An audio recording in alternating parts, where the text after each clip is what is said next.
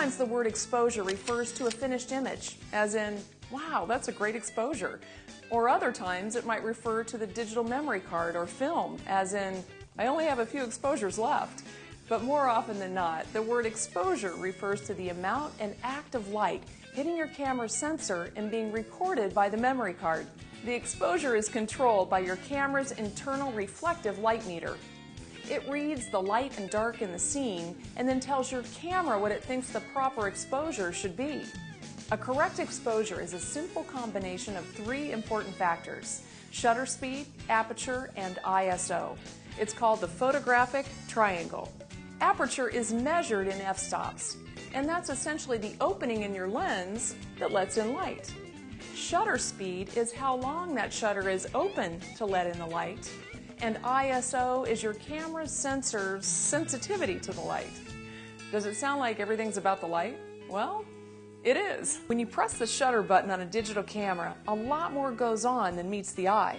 The camera's internal reflective light meter is assessing the light in your scene, adjusting for the camera's calculation of proper exposure, and the camera is focusing the shot. That's a lot to do in a very small amount of time. The camera is a tool. However, you are the artist and have the ultimate decision making in your image making. So let's go over a few things about controlling your camera to achieve the results you want. As you become more comfortable with your camera and photography in general, you can begin to explore how shutter speed and aperture affect your image. But for now, we'll explore how your camera can help you take better pictures the easy way.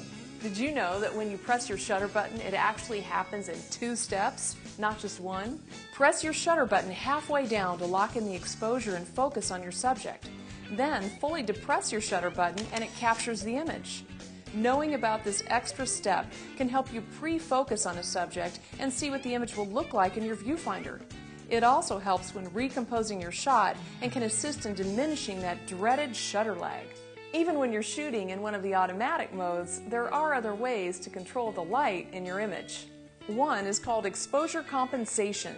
Adjusting your exposure compensation to add more light or reduce light is a quick, semi-automatic way to adjust how the camera records light in your scene.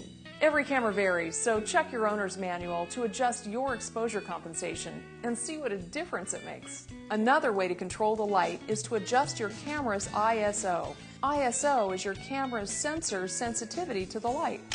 Let's say you're in a low light situation, like a party or museum or a school play, and you can't use your flash to light up the scene. To reduce the blur and still capture the shot, raise your ISO to 400, 800, or as high as it goes. Just experiment. That's the beauty of digital. You can instantly check out your image on the LCD viewfinder to see if you've captured a good exposure. There is one catch to raising the ISO. You may see noise in your images. Similar to film grain, it appears as discolored pixels in the darker areas of your image. It's a trade-off. Do you want a blurry image due to low light and a slow shutter speed, or a little noise in your image? If I do find noise in my images, I know I can often filter that out using an image editing software program like Photoshop Elements. Have you ever taken a photograph and it ends up with way more contrast than you intended, where the shadows and the highlights have little to no detail? Well, you aren't alone. Many people don't realize that our eyes recognize a broader range of light than a camera is capable of recording. We can see the details in dark shadows and bright highlights that our cameras cannot capture. Keeping this in mind when you're composing your scene allows you to choose the best locations for a shot and gives you a better chance of correctly exposing your image. One last feature you should know about on your camera right now is metering modes. Known as evaluative, partial, center weighted average, and spot. The name is going to vary with camera manufacturers.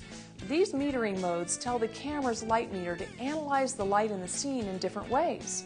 For instance, you might be shooting a subject in a high contrast light and only want to measure the light in one small area for the proper exposure. For this situation, you would use partial or spot metering.